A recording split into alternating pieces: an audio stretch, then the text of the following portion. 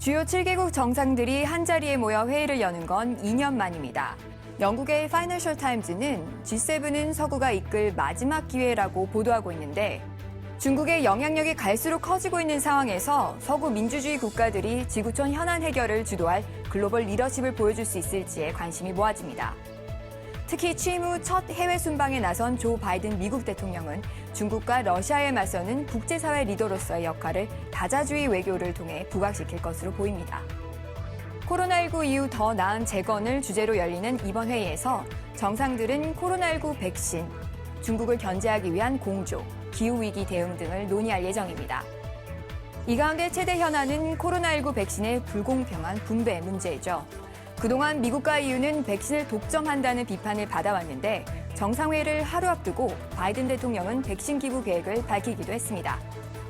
In my direction, the United States will purchase an additional 500 million doses from Pfizer vaccine that will donate nearly 100 low and lower middle income countries. Our values call on us to do everything that we can to vaccinate the world against COVID-19. 앞서 블룸버그 통신은 G7 공동성명 초안에 이들 국가가 내년 말 코로나19 종식을 목표로 최소 10억 회분의 백신을 기부한다는 내용이 포함됐다고 보도했습니다. 정상들은 또 코로나19 기원을 두고 세계보건기구에 독립적이고 투명한 재조사를 촉구하는 방안도 논의할 것으로 알려졌는데요. 중국을 견제하려는 의도가 느껴지죠. G7은 대만 해협, 홍콩, 신장 위구르족 인권 문제를 지적하는 내용도 공동성명에 포함할 것으로 보입니다. 모두 중국이 민감하게 반응할 사안들이죠. 여기에 더해 중국의 경제와 영토를 확장하기 위한 사업인 1대1로에 공동 대응하는 방안도 논의될 것으로 알려졌습니다. 바이든 대통령은 이번 G7 정상회의에서 민주주의 핵심 가치를 강조하는 방식을 통해서도 중국을 압박하고 견제할 것으로 예상됩니다.